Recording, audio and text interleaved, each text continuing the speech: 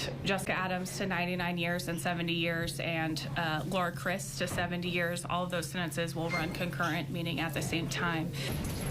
Two women that may never get out of prison for what was described as a horrifying case of physical and sexual abuse of children.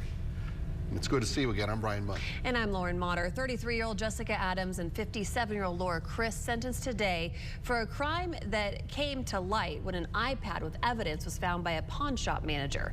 KMAC's Cameron Mendoza joins us now with more on this case. And Cameron, this was described as a house of horrors by the prosecution.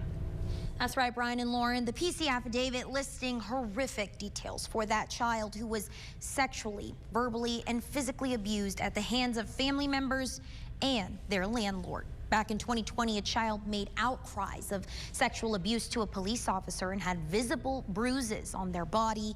Court records say Adams had pawned an iPad that the manager then went through after Adams stopped making payments on it. The manager then found that evidence which showed a child being sexually abused and beaten for speaking up about the abuse. Those court documents stated in a video, Adams and Chris asked the child who touched them inappropriately, to which the child responded, quote, "Daddy touched me," and the child identified who abused him. Adams can be seen then hitting the child with a belt multiple times while she repeatedly asked the question of who was touching them.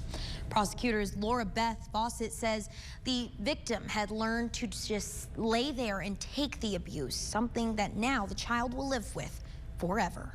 It is our position that this sends a very strong message to Lubbock County that child abuse in and of itself will not be tolerated against children, but that Lubbock County citizens understand the dangers and the lasting trauma that child abuse has on children, and they're not going to tolerate that either.